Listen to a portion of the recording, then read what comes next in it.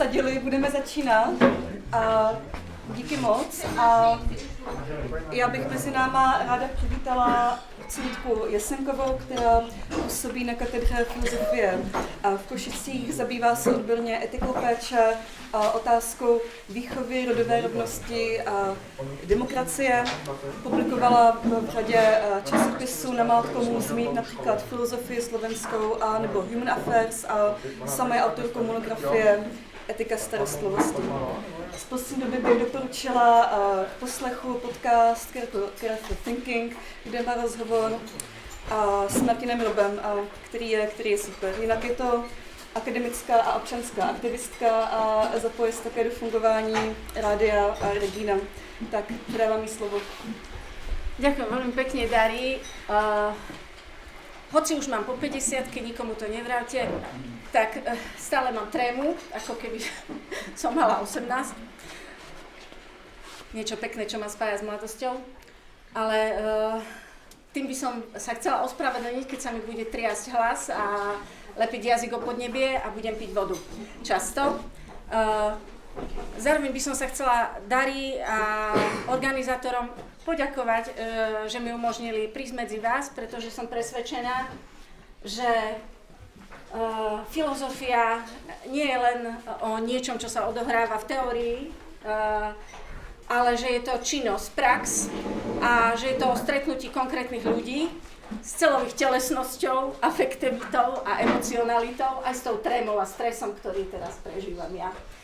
A že vďaka tomu, že máme možnosť stretnúť sa, rozprávať sa, aj skákať si do rečí, viesť dialog, diskutovať formálne, neformálne. Takže nás to všetkých obohacuje, mňa už teraz. Ja som veľmi rada, že som medzi vás prišla a to napriek tomu, že som vstávala dnes o 2:00, nemohla som spať a o 3:50 mi už išiel rýchlik z Košic do Olomouca. Takže tým som tiež chcela vysvetliť, že keď budem náhodou rozprávať z cesty, tak ma zastavte a majte so mnou prosím trpezlivosť. O čom budem hovoriť? Čas na vodu. Téma mojej prednášky je starostlivosť medzi singularitou a spoločným konaním. Aby som to zjednodušila singularitou, tento pojem som asi pred rokom objavila v jednom dialógu, diskusii na platforme careethics.org, kde bol spomínaný nemecký sociológ Andreas Reckwitz a jeho kniha Society of Singularities. A čuduj sa svete, minulý rok v Českej republike vyšiel i preklad, hej? Takže v tomto nás stále predbiehate, ale zase v niečom inom nás pekne dobiehate.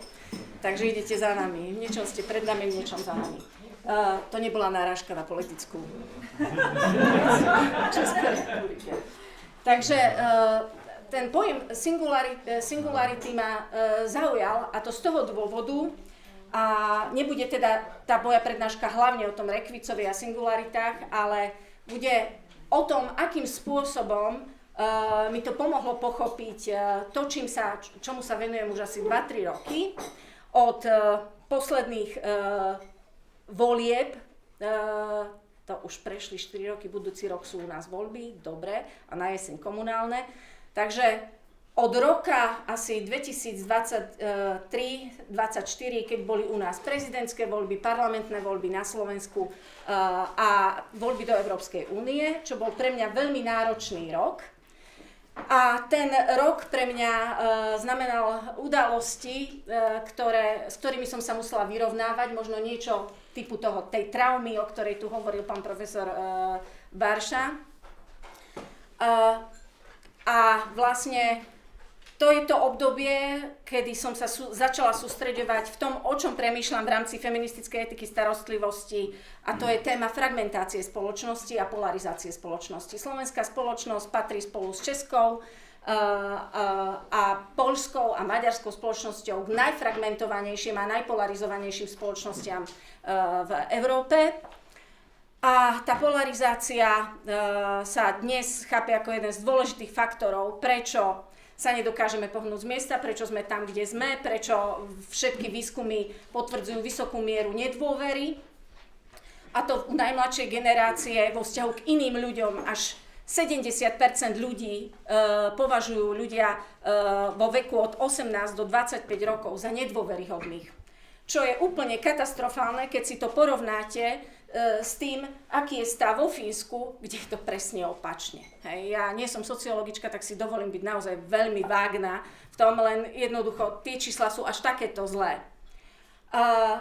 A ak sa to spojí ešte s tým, čomu čelíme všetky spoločnosti vo svete, a to je digitalizácia, kedy najmä u najmladšej generácie dochádza k tomu, že vlastne veľká časť mladých ľudí hovorí, že dôverujú ani nie rovesníkom, ani nie rodinným príslušníkom, ale chatu GPT, a je to pre nich partner, s ktorým sa rozprávajú o veľmi osobných veciach, tak jeden z výskumov, ktorý sa zameral len na stredoškolákov, ukázal ešte posilnenie tohto percenta, ktoré ukazuje vysokú mieru nedôvery voči živým iným bytostiam, zatiaľ čo ten nárast dôvery ako dôveryhodného partnera na rozhovor a na komunikáciu vo vzťahu k umelej inteligencii rastie. Čo to hovorí, keď sa táto generácia dostane do aktívneho verejného priestoru a bude mať čeliť stretnutiu s inými, odlišnými, s inými názormi, tak bude zrejme mať problém zdieľať s nimi a vytvárať nejaké spoločné rámce, na základe ktorých by bolo možné byť solidárny. Dohodnúť sa na nejakých spoločných štandardoch, spoločných pravidlách, spoločných stratégiách. Pretože, ako vieme, algoritmy umelej inteligencie hovoria tomu, kto sa s nimi rozpráva, že tvoj názor je správny, úplne úžasné. Mám taký zážitok. Na konci som dospela k tomu, že som takmer geniálna a keď som, neviem, či tomu, či tej, či komu povedala, že nepochlebuj, tak sa mi ospravedlnila a povedal, dobre, budeme sa rozprávať vecne. Hej? A to teraz pridávam emócie. A potom ma môj mladší syn upozornil, mami, prosím ťa, nesmieš to brať vážne, hej, odosobni sa, je to umelá inteligencia. No jednoducho, je to veľmi sugestívne, to som dospelá osoba, hej. Čo 18-ročný človek. Dobre, a teraz idem ešte znovu späť. Prečo téma fragmentácie a prečo téma polarizácie a prečo téma hľadania možnosti pre starostlivosť a starostlivú prax medzi singularitou a spoločným konaním. A opäť sa vrátim k tomu roku tých volieb. Mám veľmi dobré vzťahy so svojimi rodičmi. A to napriek tomu, že som pre nich, a to aj napriek tomu, že už mám po 50-ke stále tá študentka, čo v 89. štrngala na námestí kľúčami. Pretože môj otec je robotník, celoživotný robotník, teraz už na dôchodku, ale proste celý život robil buď v cukrovare alebo v pivovare ako elektrikár. A moja mama je tiež človek, ktorý vyštudoval, bola učnica a potom si urobila nadstavu. A prečo to hovorím? Pretože si myslím, že to je v istom zmysle dôležité. Napriek tomu, že teda mám výborné vzťahy s mojimi rodičmi a vždy sme mali rozdiely v politických názoroch, ten rok po voľbách, a keď už boli tie posledné za nami do Európskeho parlamentu, prišlo obdobie, keď som nebola s nimi schopná hovoriť. A to napriek tomu, že bývam v Košiciach, moji rodičia 2 hodiny od Košic v Rimavskej Sobote, napriek tomu, že si s nimi telefonujem každý deň. Napriek tomu, že hovoríme o veľmi intimných veciach, je to pre mňa veľmi dôležité, že máme o seba vzájomnú starostlivosť. Nebola som schopná normálne 2 týždne telefonovať s nimi. Samozrejme, cítila som zodpovednosť za to, aby vedeli, že žijeme, tak proste nejaké výmeny informácií úplne základných. Pre mňa to bolo veľmi ťažké. To bol ten traumatizujúci zážitok. Ja som to aj označovala, potom potrebovala som to spracovať, zdieľala som to s kolegyňami, s kolegami, s priateľmi, keďže vedľa našej fakulty, ja pracujem na filozofickej fakulte, je Rádio Regina Východ, poznám sa s mnohými novinárkami a rozhlasáčkami. Oni mi hovorili, že je to podobné, nerozprávajú sa so svojimi rodičmi, nerozprávajú sa so svojimi príbuznými, ináč posledné výskumy hovoria, že takmer každý na Slovensku sa prestal rozprávať s nejakým počtom priateľov kvôli politickej situácii a kvôli polarizácii spoločnosti. Trvalo to 2 týždne Potom sa to zlepšilo a ja som mala potrebu to nejako filozoficky spracovať. Nejak to teoreticky uchopiť. Čo sa to deje? Prečo to je? Mňa to veľmi zraňovalo. Opisovala som to takými odsudzenými pojmami, ako že paralýza v komunikácii, frustrácia, je to také super slovo, frustrácia. Po nejakom čase som bola schopná priznať si hnev. A hanbila som sa za to, pretože už som dosť veľká na to, aby som sa hnevala na vlastných rodičov. No ale keď po nejakom čase mi povedali vlastní synovia, keď sme sa rozprávali už rozumne a s odstupom o nejakých iných problémoch, že sa na mňa hnevajú alebo hnevali, a vtedy som si uvedomila, že aké je to bolestné mať niekoho tak blízkeho, mať ten blízky vzťah.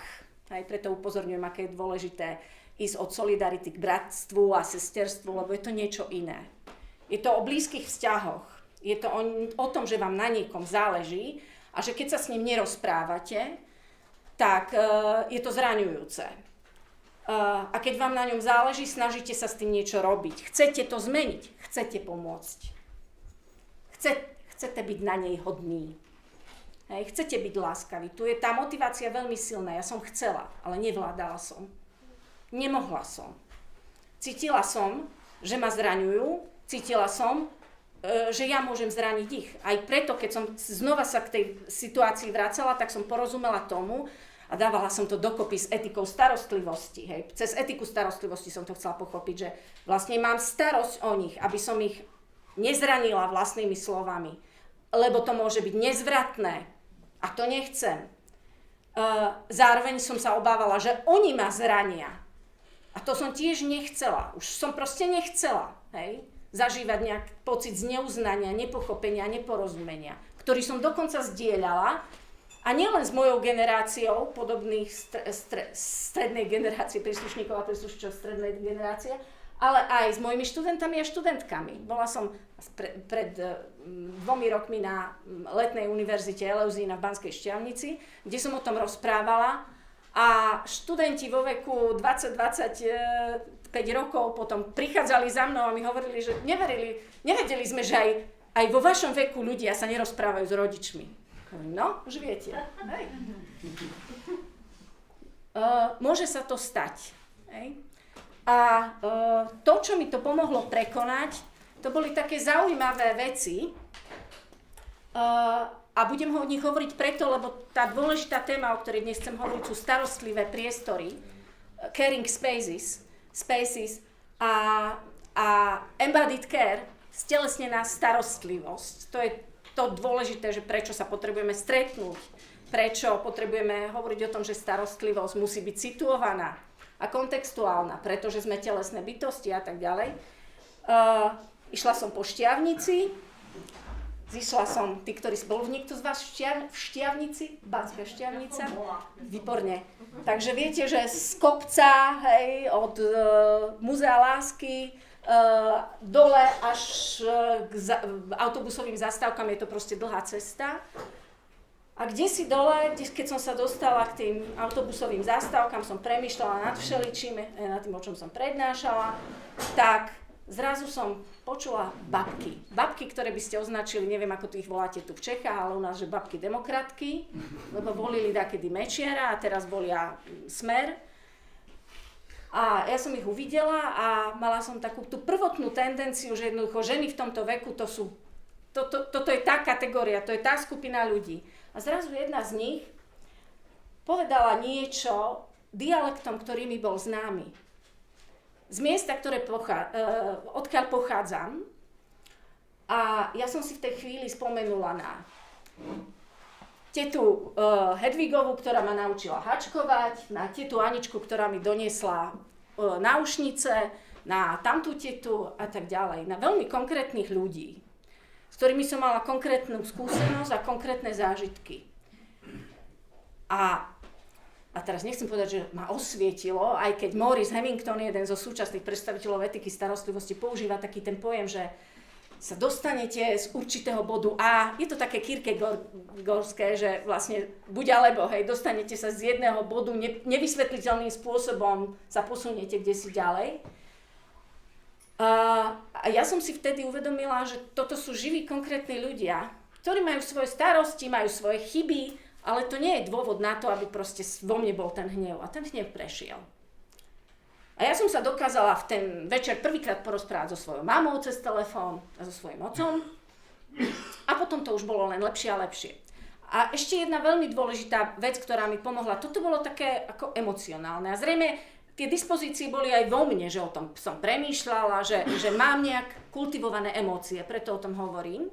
A nie náhodou, lebo Nell Noddings, jedna z autoriek etiky starostlivosti, hovorí, že hlavnou misiou školstva v 21. storočí by nemalo byť zvyšovanie rôznych typov gramotnosti, ale naučiť mladých ľudí, aby dokázali dávať a prijímať starostlivosť. Hej? Dávať a prijímať lásku, láskavosť. Pretože nie každý z nich bude vedcom, nie každý z nich bude inžinierom, nie každý z nich bude matematikom a matematičkou, ale každý z nich je niekoho dcéra, syn, sused, priateľ, brat, sestra, manžel, priateľ, partner, partnerka a podobne. A čo som chcela povedať? To som sa tak rozbehla. Chcela som povedať to, že áno, zrejme aj vo mne sú tie dispozície a bolo by super, keby každý mal také dispozície. Nie také, ako mám ja, možno nejaké iné, ale aby dokázal prekonať ten hnev. Ale čo mi ešte k tomu veľmi pomohlo, bola kniha, román Etely Farkašovej Záchrana sveta podľa G.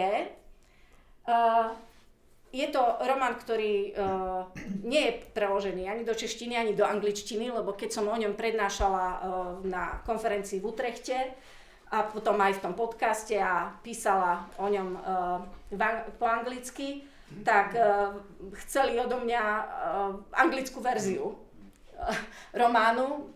Bohužiaľ nie je preložený, väčšina kníh Etely Farkašovej buď v nemčine alebo v slovanských jazykoch, tých textov v angličtine je málo. Ona je proste iná generácia, ale zrejme to bude nejaká úloha pre našu generáciu. Prečo je ten román dôležitý? Lebo v ňom vystupovala postava, nie náhodou. Moja mama sa volá Gabriela, takže to bolo ešte aj také symbolické. Bože, dneska toľko mystiky, to nie je pre mňa veľmi typické. Ja som dosť vecná v tomto. Ale jednoducho ten román sa volal Záchrana sveta podľa G a vystupuje v ňom hlavná postava, ženská, ktorá trpí obsedanto-kompulzívnou poruchou, má úzkostné stavy a spôsob, akým Etela Farkašová, aj vďaka tomu, že je filozofka, bola to naša učiteľka, aj vďaka tomu dokázala opísať pocity človeka, ktorý má strach z neistoty, z neustále meniaceho sa sveta.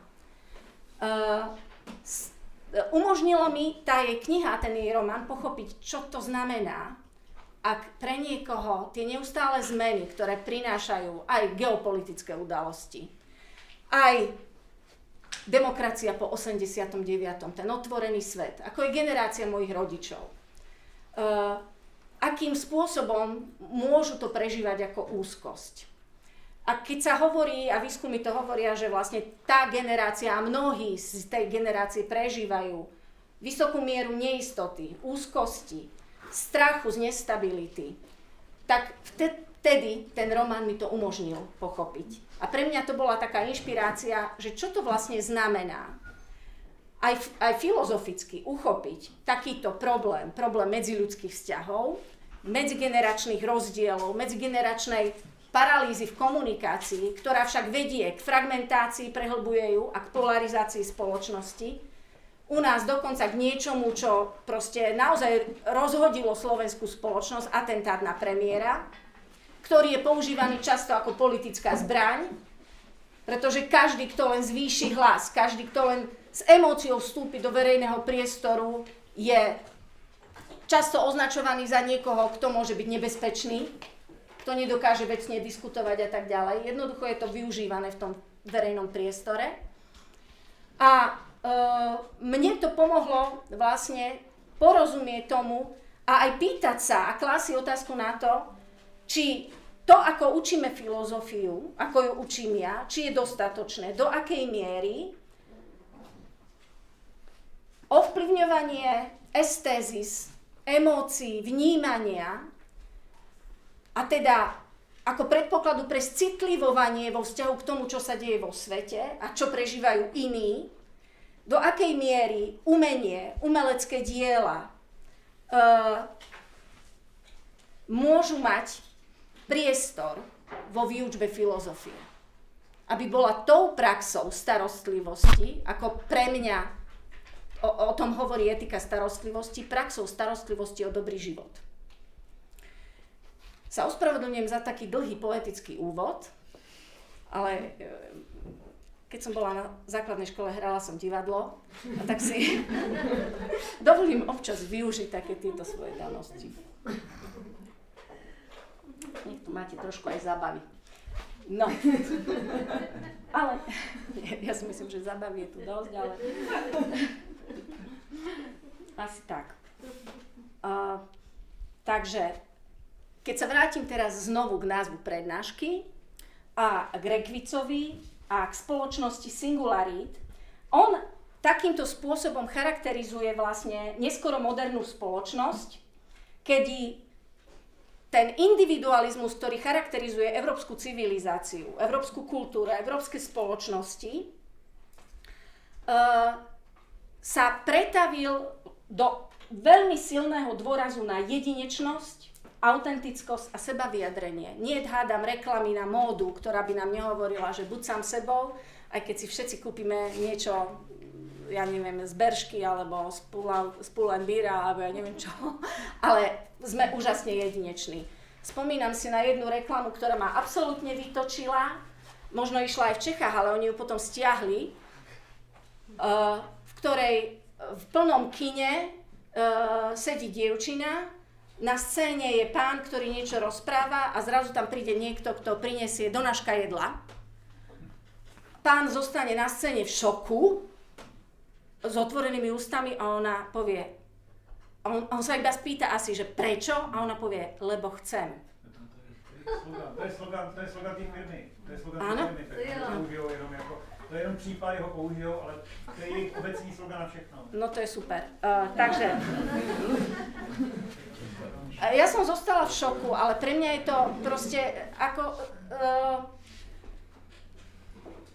signifikantný znak spoločnosti, ktorá proste hovorí, že buď až do takej miery sám sebou, že kašli na ostatných. Hej. Je to vlastne výzva k sebectvu. Žiadna solidarita. Nemají, takhle úplně to není v té firmě, jo? Já rozumím. Je spíš míněn tak, že jakoby člověk může mít i velice malé důvody pro to, protože chci si třeba objednat nějakou věc, kterou, protože... Ale hádám nie v kine. Ale není to jako míněno, že by člověk měl být sobecký, takhle to není původně jako míněno. Ja verím, len to sú tie zdieľané významy. Keď človek, a podľa mňa by to tak aj malo byť pochopené, ja by som im vysvetlila, že to blbo interpretujú. Tak im napíšte, když to... Fudora, to je Fudora. Fudora? Pretože u nás to potom asi musel dať niekto na nejakú tú radu alebo niečo, pretože to už nejde. Ale jednoducho je to výzva k tomu, že napriek tomu, že ostatní počúvajú, napriek tomu, že ste v priestore, kde sú ostatní, kde sú iní ľudia, vy môžete urobiť niečo len preto, že chcete. Len preto, že chcete.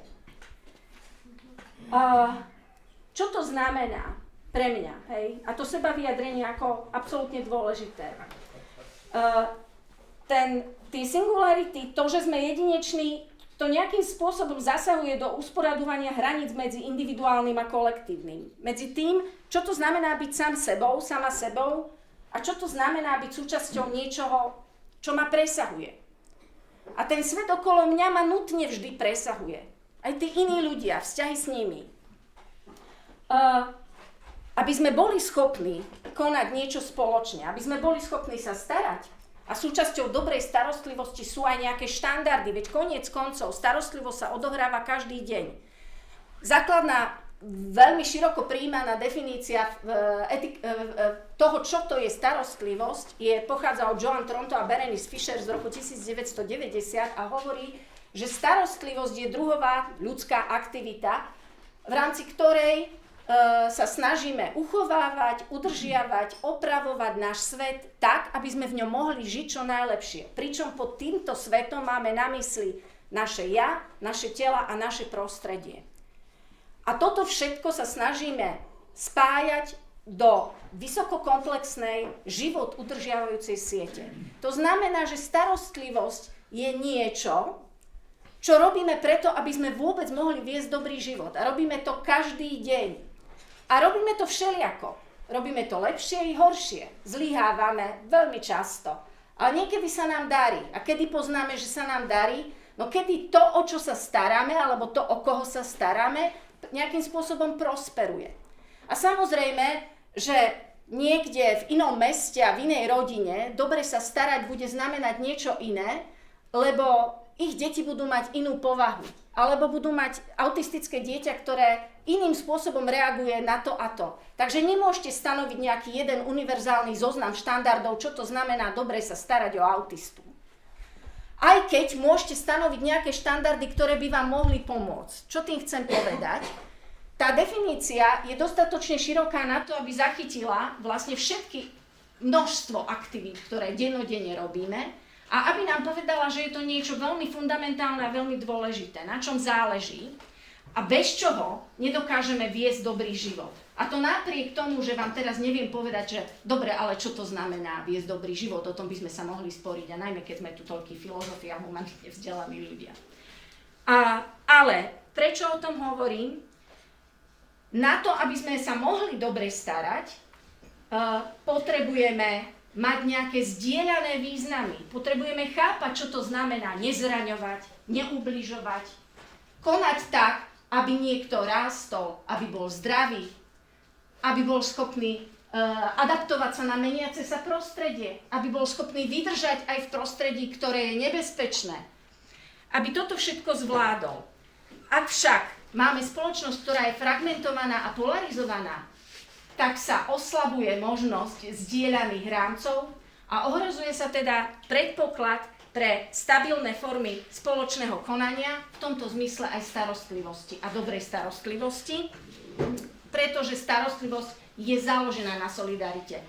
Jednoducho vyžaduje si schopnosť prekonať to, že ja niečo chcem, ale vyžaduje si nasmerovanie na iných a ich záujmy a ich potreby.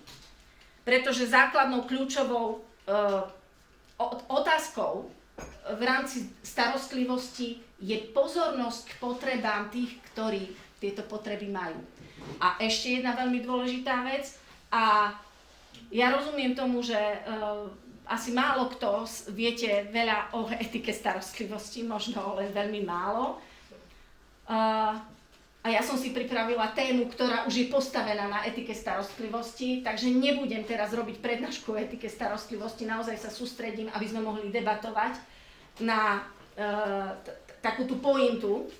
Ale napriek tomu potrebujem povedať, že v rámci etiky starostlivosti sa predpokladá, že nie sú len prijímatelia starostlivosti a poskytovatelia starostlivosti. Nie je to proste dichotomický a dualistický koncept, ale vlastne každý z nás v rôznej miere, vo všetkých štádiách svojho života sme tak poskytovateľmi, ako aj prijímateľmi starostlivosti. Aj ten, kto je veľmi pasívny, napríklad z dôvodu choroby alebo nejakého handicapu, aj ten poskytuje starostlivosť. To je otázka interpretácie, čo nám dáva radosť, zmysel života, uznanie, poďakovanie, vďačnosť a tak ďalej. Tú láskavosť, ten úsmev. A to je to, čo potrebujeme, keď nám možno iní zdraví bez handicapov nič také nedajú. A tým nás motivuje k ukonaniu, ku každodennej práci, napríklad pre spoločnosť, pre obec, pre komunitu a tak ďalej. Takže všetci sme z tohto hľadiska, aj prijímateľmi, aj poskytovateľmi starostlivosti, všetci sme zraniteľní, ale aj dokážeme zraniť. A to aj tí, ktorí sú zdanlivo na prvý pohľad bezmocní. Takže vlastne celý ten koncept etiky starostlivosti je relacionistický, neesencialistický, antisubstancialistický, antidichotomický a antidualistický a tak ďalej. Mohli by sme použiť všetky tieto pojmy. Keďže tu máme aj filozofov, ale počula som, že aj iné rôzne oblasti skúmania. Keď sa vrátim teda k tejto otázke kľúčovej, tak feministická etika starostlivosti tým pádom, že je kontextuálna, vzťahová a chápe starostlivosť ako prax, sociálnu, morálnu, politickú, ekonomickú, historicky situovanú a kultúrne situovanú, chápe ju ako proces, ktorý sa odohráva v kontexte, v tom prostredí, tak vlastne samotná etika starostlivosti ako teória praxe starostlivosti sa musí zaoberať tým, že vlastne je to priestor, pole napätia, ale zároveň aj možného prekračovania toho, čo je témou tejto letnej filozofickej školy, a to sú identity a hranice. To sú identity a hranice. Ak sa chceme dobre starať, tak musíme byť otvorení možnosti pochopiť, že to nie sú len babky demokratky, ale že to sú ľudia, ktorí majú svoje starosti, svoje potreby, svoje strachy a obavy. Každá generácia má obavy. Ale na to, aby sme mohli na tieto obavy ako potrebu po starostlivosti reagovať, potrebujeme sa navzájom počúvať. Potrebujeme byť otvorení tej rôznosti. Potrebujeme prekonať svoj strach z inakosti. Z toho, že oni sú odlišní, potrebujeme byť schopní prekonať pevné, vecné, to zvecnené chápanie identity tých druhých, ako seniorov, ako progresívcov, ako konzervatívcov, ako východniarov, ako západniarov, pražakov, brňakov alebo moravákov a podobne. Toto je veľmi dôležité.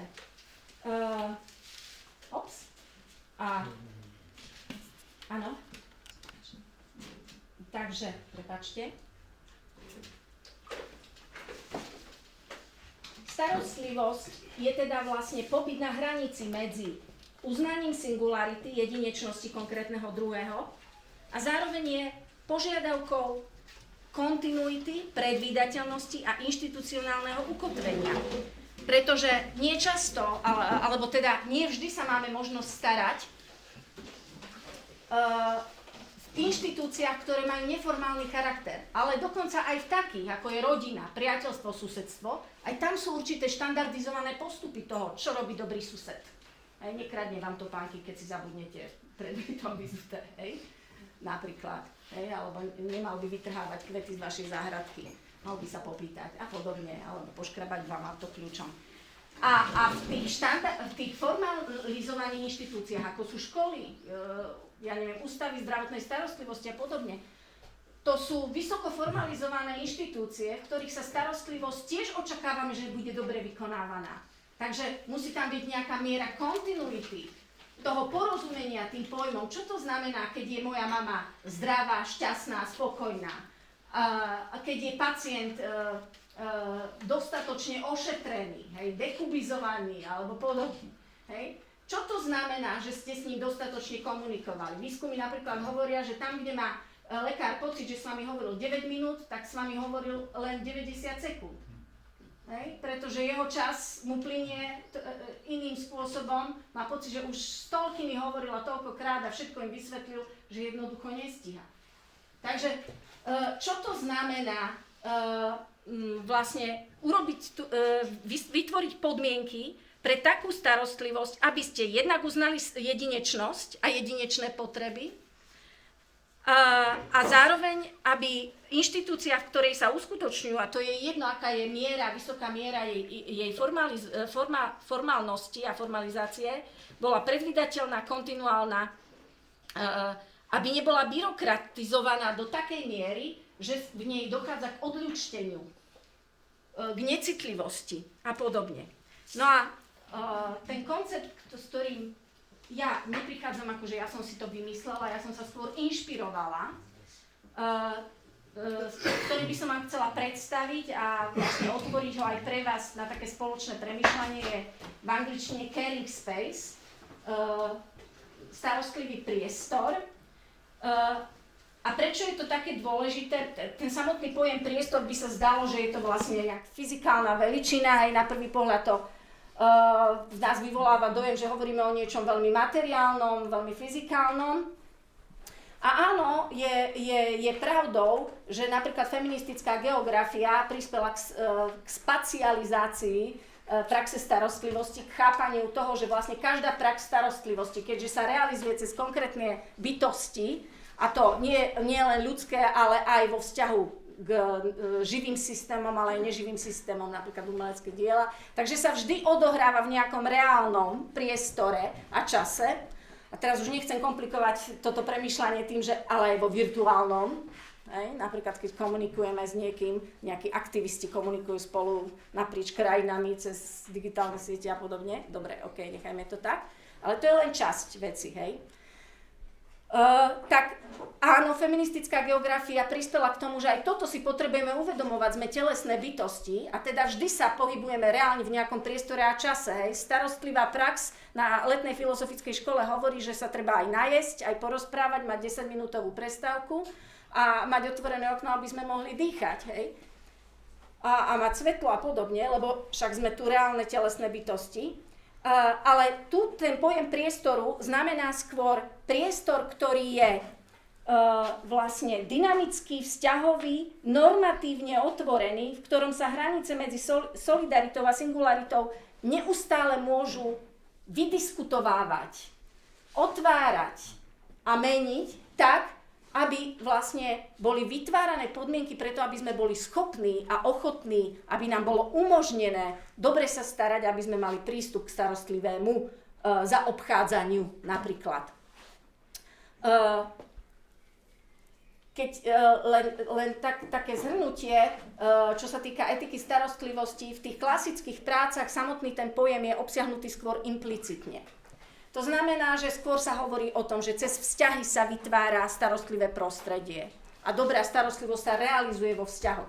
A samozrejme, ak vy starostlivých aktérov pochopíte ako telesných, ako to robí Maurice Hemington vo svojej knihe Embodied Care z roku 2004, tak je zrejmé, že vlastne ten priestor je aj fyzikálny a materiálny, je veľmi dôležité. Napríklad u nás na univerzite som si všimla, keď v Košiciach filozofická fakulta má budovy krásne zrekonštruované, všetci nám ich obdivujú, keď príďte a uvidíte, ale sú to budovy bývalej nemocnice. Čo to znamená? To znamená, že tie priestory, ešte je to historická budova, sú sterilné. Je problém tam niečo, ako študentka som bola vo Viedni na univerzite, strašne sa mi páčilo, aké je to pestré, farebné, lietali tam papiere a tak ďalej, no tak prišla som zo socialistického bloku bývalého, dneska by niekto povedal, že majú tam bordel, a urobte im tam poriadok, ale toto mi pripadalo až príliš sterilné, hej, tak nám dovolili mať potom nálepky, môžeme lepiť len tými žuvacími plastelinovými lepidlami, plagátiky a podobne. Potom ďalšia vec je, že keby ste chceli urobiť stretnutie akademickej obce niekde vo veľkom priestore, tak máte problém, pretože to je priestor, v ktorom sa môžu pohybovať sanitky. A sanitky nepotrebujú v strede veľké parkovisko, hej, ale musia tadiaľto prísť, tu výjsť a rýchlo presúvame masy ľudí, organizujeme ich, aby všetko išlo veľmi rýchlo a efektívne. Žiadne ťažké diskusie, ktoré si vyžaduje demokracia. Hej? Alebo frontálne vyučovanie v triedách. Takže má to aj svoju materiálnu dimenziu, tá starostlivosť. Starostlivý priestor má vytvárať aj podmienky, hej? Volať k dobrej starostlivosti, ukazovať, zviditeľňovať. Alebo, keď mu ide o paternalistický a maternalistický alebo parochialistický typ starostlivosti, tak robí priestor pre kontrolu tých, ktorí sú v mocensky stabilných pozíciách a ani z nich nechcú odísť. Hej? A chcú mať všetko pod kontrolou a všetko vidieť. Ale potom aj symbolicky. O čom vám hovoria? Ten priestor môže byť mediálne nejako formovaný. A tak ďalej, a tak ďalej. Ak ten starostlivý priestor má prispievať k dobrej starostlivosti a má teda povzbudzovať k tomu, o čom hovorí Tronto a Fischer, keď hovoria o koncepte integrity dobrej praxe starostlivosti, kde jej hlavnými fázami sú schopnosť identifikovať potreby starostlivosti, prijať zodpovednosť za starostlivosť, schopnosť byť kompetentný, vykonávať konkrétnu prax starostlivosti, byť responsívny, to znamená reagovať na to, ako je prijímaná starostlivosť, ktorú poskytujem. Či dobre, či zle, či sa ten človek teší, alebo by najradšej už zduchol, hej, že už mi dajte pokoj, už sa, nie že starajte o mňa, ale nestarajte sa do mňa. Už kašlem na vás. A či je tam aj priestor pre caring with, to je tá veľmi dôležitá fáza demokratickej, nehierarchickej, nehegemonickej praxe starostlivosti. Je tam priestor pre solidaritu? Je tam priestor pre vzájomnú dôveru? Alebo je tam skôr priestor pre vytváranie podozrení, opatrnosti, strachu, pocitu nebezpečenstva, úzkosti napríklad. Spoločnosť, ktorá podporuje úzkosť, videnie vinných toho nepriateľa, neustáleho vinníka, hej, a z niekoho neustále robí obeť, zrejme nemá veľkú starosť o dobrú starostlivosť o svojich občanov. Alebo o aktérov starostlivosti, napríklad v školstve alebo v zdravotníctve a podobne. Hej. Aby teda bola dobrou starostlivosťou, musí mať vytvorený takýto starostlivý priestor. Potom môže starostlivosť byť procesom prekračovania pevných identít, či už generačných, sociálnych, kultúrnych hraníc. A to bez toho, aby boli úplne negované, hej, rozrušené. Aby sme mohli zostať tým, kým chceme zostať. Aby sme mohli premýšľať nad tým, odkiaľ prichádzame. Hej.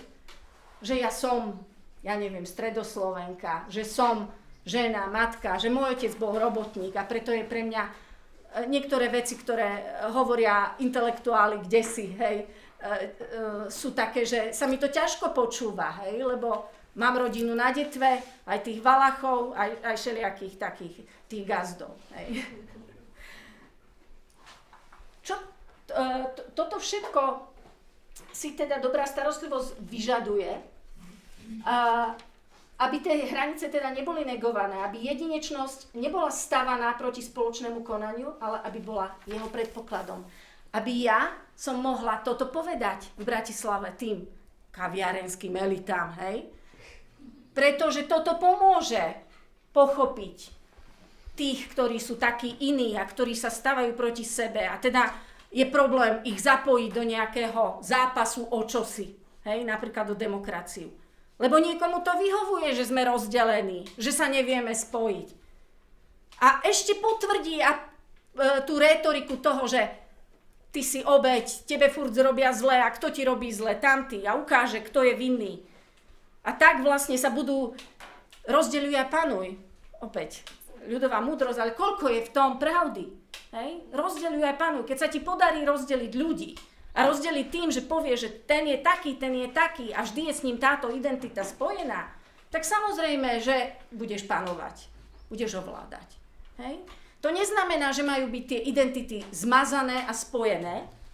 A asi veľa a dlho rozprávam a páči sa mi toto, čo by som vám chcela povedať. V podmienkach spoločnosti singulári by sa práve v takýchto starostlivých priestoroch, ktoré sú akýmsi medzipriestorom medzi ja a my, medzi osobnou identitou a inštitucionálnou logikou, by sa takéto starostlivé priestory mohli stať priestormi, v ktorých sa solidarita, sesterstvo, bratstvo, susedstvo, spoluobčianstvo znovu objaví, ale nie ako zdieľaná identita, ale ako zdieľaná prax starostlivého spolukonania. A ja si myslím, že to stačí. Ďakujem vám.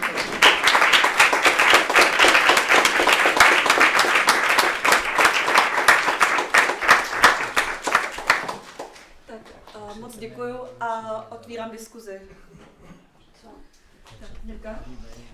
Ďakujem veľmi pekne, Adriana, veľmi inšpiratívne a páčilo sa mi aj spôsob, akým si to predniesla, naozaj vidno, že tou témou teraz veľmi žiješ. Chcela som sa opýtať, asi tušíš, akým smerom pôjdem, predsa len tá starostlivosť, ono to znie veľmi vznešene, znie to niečo, k čomu by sme asi všetci chceli ašpirovať, hej? Kto by teda ako naozaj nechcel byť starostlivý, ako možno sa takí nájdu, určite sa takí nájdu, ale ako považujem to tiež za nejakú takú vysokú hodnotu, ale teda ako tá druhá strana toho je, že, a to by ma zaujímalo, ako nad tým uvažuješ, že či tá starostlivosť, ona zvykne byť aj veľmi aj utláčajúca, aj vykorisťujúca. Čiže znova ako postaviť na piedestál nejaký typ aktivity alebo nejakej schopnosti ako emocionálne reagovať na iných ľudí. Ako ono si to vyžaduje, že strašne veľa práce a vieme veľmi dobre, ty to vieš ešte lepšie, že je to rodovo kódované. A že je to teda ako práca, ktorá sa očakáva práve od žien. Pretože áno, aj táto letná škola je skvelá, ale tiež si všímam, že je to isté delenie toho, že kto čo spraví, hej. Čiže vytvárame spoločne nejakú atmosféru, ale nie je úplne jedno, že kedy kto čo urobí, hej. Takže ako o tom uvažuješ, čo s tou tienistou stránkou vlastne tej starostlivosti, ku ktorej by sme chceli ašpirovať? No. Maurice Hemington, ako odporúčam si nájsť to meno. Mali sme tú čest minulý rok ho mať v Bratislave na Slovenskom filozofickom kongrese. Veľmi sa teším, že prijal naše pozvanie. Vyšla mu kniha 2025 Revolutionary Care. Bol aj v Prahe s Petrom Urbanom v Českej akadémii vied na Filozofickom ústave a tak ďalej. No, a čo som to chcela povedať? Chcela som povedať to, že on hovorí, že teória starostlivosti je neideálna teória pre pochopenie starostlivosti ako kontextuálnej praxe. To znamená, a zároveň je to normatívna teória. To, že je niečo normatívna teória, slabá normatívna teória v morálnej teórii a v morálnej filozofii znamená, že nemôžete povedať, že ak chcete robiť dobrú starostlivosť, tak to musíte urobiť takto. Ja mám 2 synov. Na strednej škole sme sa trápili s depresiou u jedného. Starší má ADHD, asi to zdedil po mne, ja to nemám diagnostifikované. Nie je to sranda. Urobila som kopec chýb. A na to, aby som to zvládla lepšie, tak aj deľba práce by mala byť lepšia. Tiež žijem v partnerskom vzťahu, mám manžela a jednoducho niektoré veci, áno, bol 8 rokov vo vysokej funkcii dekanom fakulty verejnej správy, takže to vôbec nie je ľahké. Tí, ktorí pôsobíte v akademickej sfére, viete a ešte vo funkciách, že aké je to náročné, ale tam presne funguje toto, že ja mám teraz dôležité povinnosti, ako by som ja nemala, hej. Tiež mám kopec funkcií v akademickej sfére. Ale nie sú také strašne zložité a ťažké a náročné a dôležité, však by padla fakulta, nie? Tak jednoducho, ty ideš k lekárovi, ty ideš tam, toto, hej, zabezpeč to. A keď niečo zlyhá, tak si to nestihla, hej. Ako to robia iné ženy? Prosím vás, neprezraďte mu to, prosím vás, vystrihujte.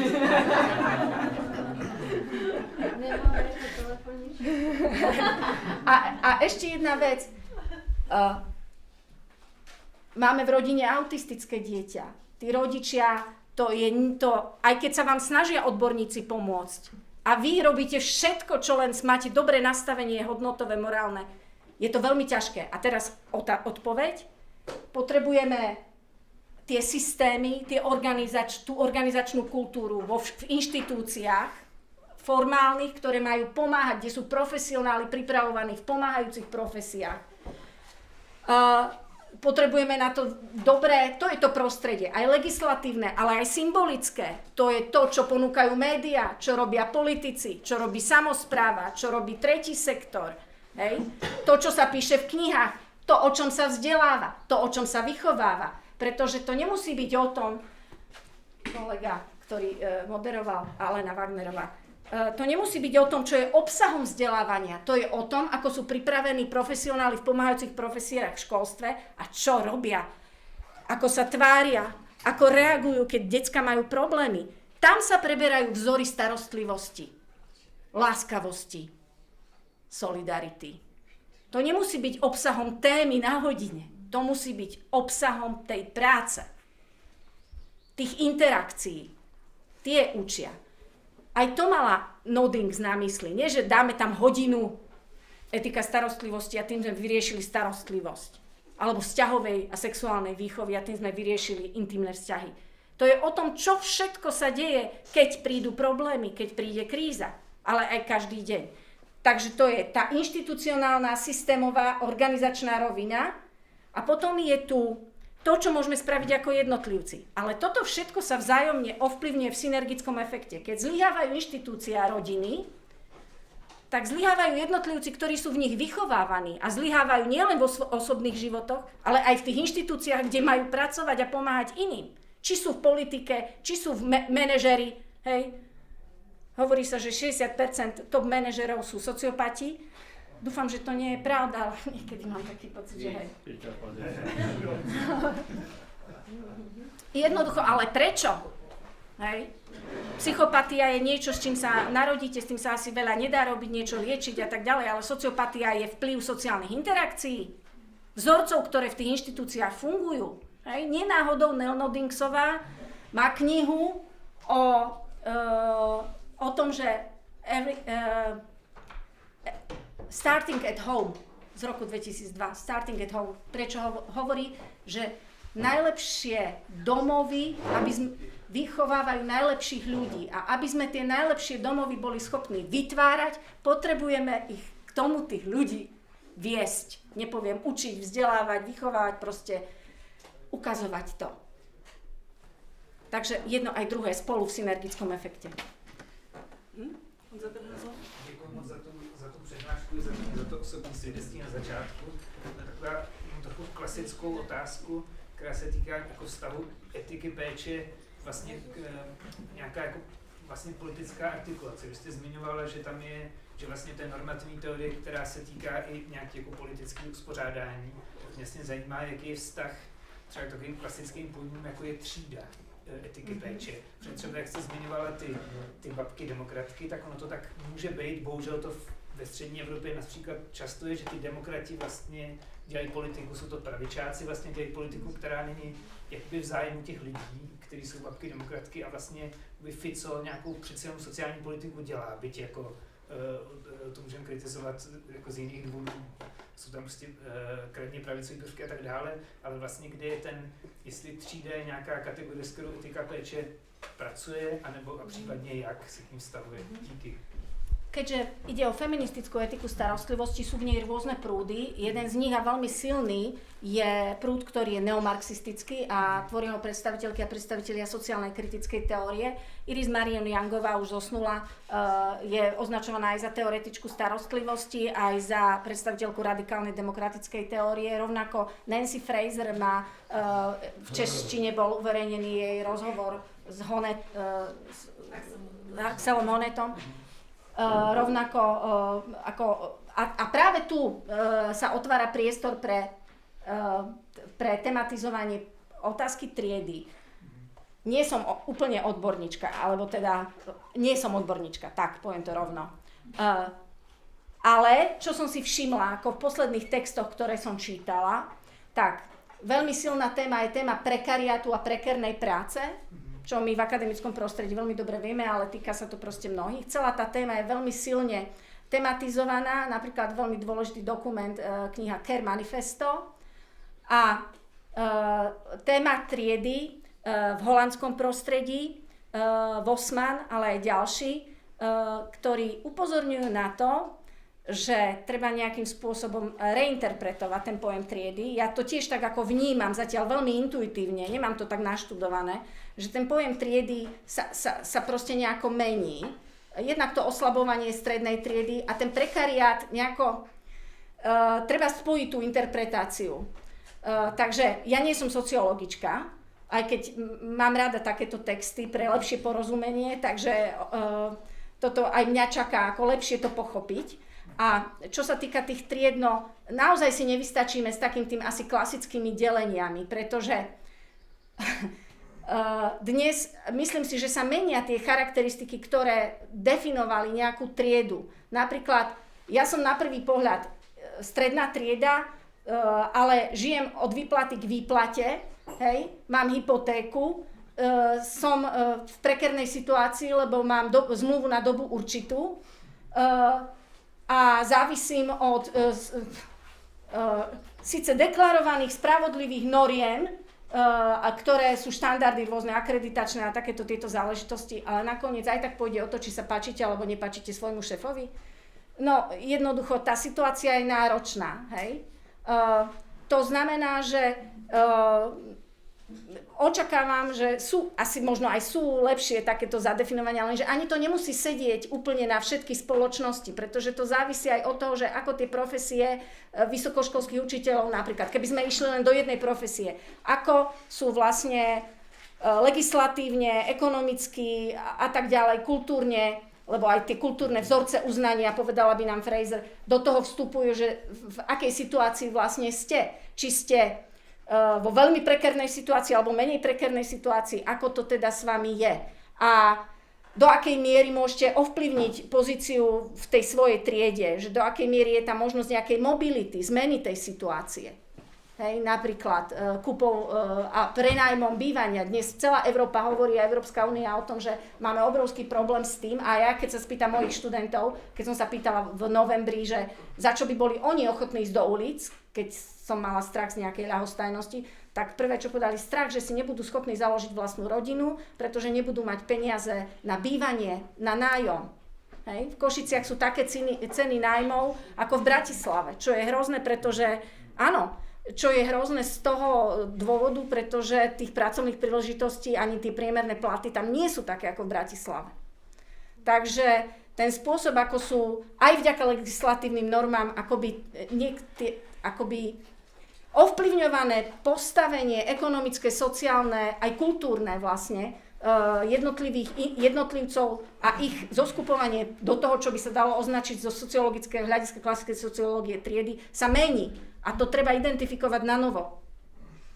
Neviem, teraz možno som bola dosť nekompetentná, ale snažila som sa. Jednu větu doplním, že kolegyně Lubica Kobová, která se věnuje právě práci, feministická filozofka, říká, že vysokoškolský vyučující by se měli identifikovat jako pracující a ne jako střední třída, protože vlastně mají jen ten sociální kapitál, ale ekonomicky jsou pracující třída. Áno, na Slovensku je taká NGOčka, mimovládna organizácia Pracujúca chudoba, ktorá sa ako veľa akademických kolegov a kolegyň v tej na jednej prednáške som aj bola. A ešte jedna starostlivosť je teda hodnota, je to práca, je to prax, je to vzťah, je to cnosť morálna, takže vlastne nedá sa charakterizovať len jedným z týchto pojmov.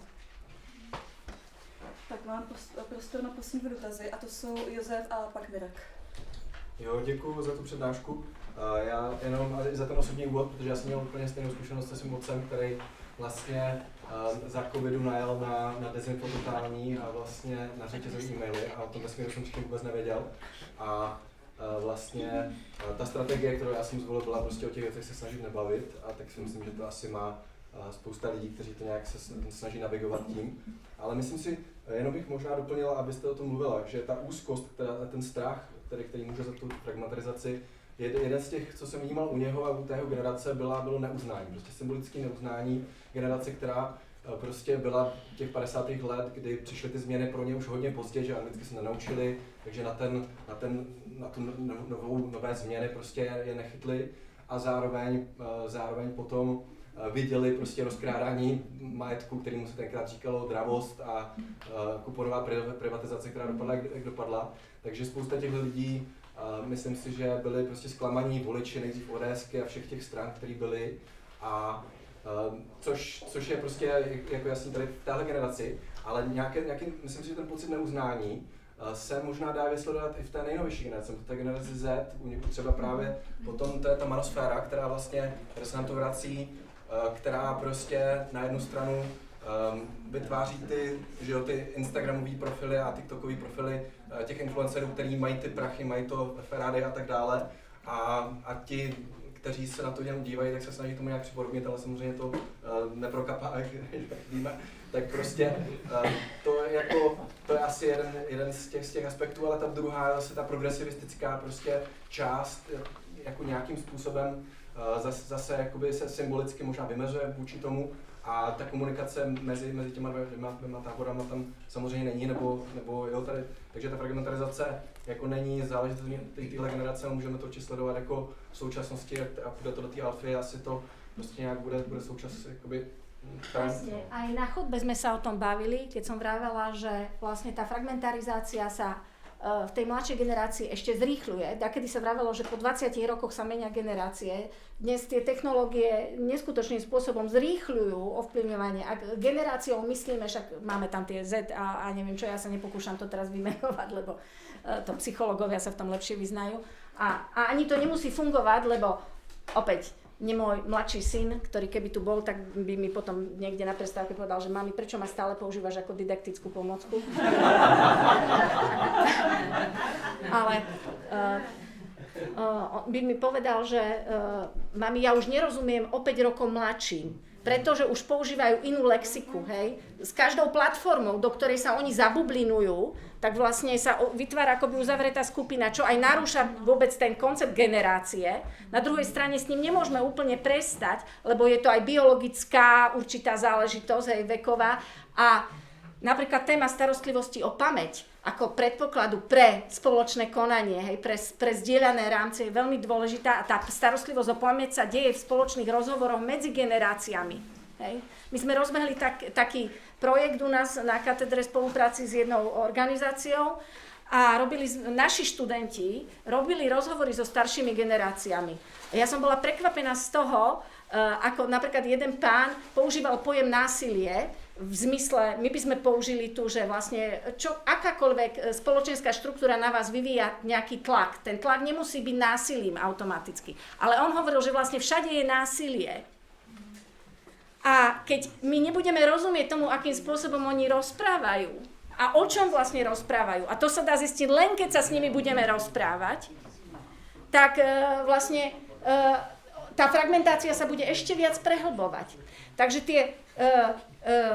tá fragmentácia je aj v tých mladších generáciách a toto s tou manosférou, toto je veľmi dôležitá, dobrá poznámka, pretože tam sa dejú také veci, my totiž zabezpečujeme na katedre aj etickú výchovu, teda pripravujeme budúcich učiteľov a učiteľky, teda najmä učiteľky, lebo ich je 80-90%. Hej.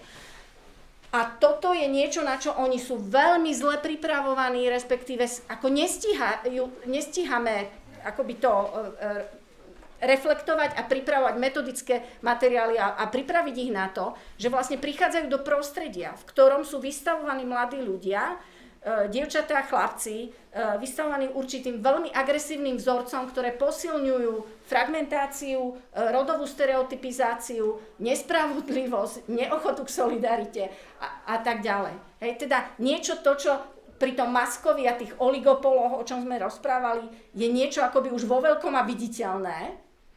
A tu akoby sme ignorovali to, že vlastne niekto iný ich formuje takýmto spôsobom. Lebo to je tam prítomné, presne. Uchmatni si, čo môžeš, silnejší vyhráva, ukazuj, že si silný. A myslím si, že v tomto, ja osobne to vnímam aj ako silné slovo, že zlyhanie, ale myslím si, že feminizmus a feministky, ale tak viete, feministické hnutie sa formovalo vtedy, keď ja som prišla na vysokú školu na Slovensku. Takže mám pocit, že robím odkedy som v tom prostredí, čo vládzem a čo viem, a ešte človek aj žiť popri tom by rád chcel. Hej. Ale mám pocit, že toto je akoby zanedbané. Výchova, formovanie chlapcov. Bez mužov sa nedá uskutočniť rovnosť, spravodlivosť a solidarita. To je polovica ľudstva. Pardon, máme prostor už jen na jeden, se omlouvám a Jenom mě napadlo, jak se tady mluvilo o těch psychopatech a sociopatech v těch vysokých funkcích, tak tam samozřejmě v tom hraje roli i to, že ta psychopatie a sociopatie je i nějaká určitá výhoda jako v postupu v těch pracech. To by ten systém musel být hodně jinak nastavený, úplně extrémně. V podstatě by to muselo být něco jako handicap třeba u jízdy na koni, jako kdy ten žokej, který je moc lehkej, má ještě nějaký zátěž, jo? Protože jinak prostě ti sociopati a psychopati budou mít ty vyšší funkce. Existuje knížka Moudrost psychopatů přímo, která o tom částečně, existuje další knížka, existuje knížka nějakého, tuším, vojenského vyjednavače na tohle téma, takže jako existují, samozřejmě to je něco jako spíš to chápejme jako nějaký dobrý geny pro třeba běh, jako u východoafričanů, jo, to psychopaty a sociopaty, je to něco, co má má nějakou negativní konotaci, ale zároveň tomu odpovídá nějaká výhoda, jako jo, zrovna v postupu v těhle. Toto ma dosť deptá, pretože na tým... Jako by člověka deptal, že musí dýchat třeba, no tak jo, jako je to nevýhoda, je to omezení. No, rozmýšľam, že predsa sú spoločenstvá, v ktorých nebolo tento typ toxickej maskulinity a femininity, lebo tak sa vedia správať aj ženy, nebol vždy dominantným vzorcom. A koniec koncov, tam, kde je pýcha, nespolupráca, takto veľmi často zvyšuje pravdepodobnosť deštrukcie vlastného druhu aj seba ako jednotlivca. Niečo je na tom prísloví, že pýcha predchádza pád. Proste potrebujeme to previesť do naratívov, samozrejme na to potrebujeme meniť inštitúcie, organizačnú kultúru a tak ďalej a ukazovať, ako spolupráca je výhodná, ako solidarita je výhodná. Hej? To chce politickú stratégiu, to chce činy, to chce konanie, to chce odvahu a dôveru, že sa to dá. Ak nás presvedčia, že sa to nedá a že toto je to prírodný zákon ľudského života, žiť ako zveri alebo žiť ako sebci, ktorý proste trhní si žiť ako Musk alebo Trump, tak potom beda pre nás ostatných. Tak to neprežijem. Hej? Ale ani deti to neprežijú, každý zraniteľný, ale my sme všetci zraniteľní. Kto to teda prežije? Oni za tými múrmi s vlastnými armádami? Hej? Kdo se o ně bude starat? To oni řeší, jak udržet solidaritu, jako lojalitu těch lokajů v těch bunkrech. To je jako jedna z klíčových otázek, kterou nevidím, mají vyřešit. Tak jo, já vám děkuju a děkuju Adriáně, děkuju za skvělou diskuzi. Asi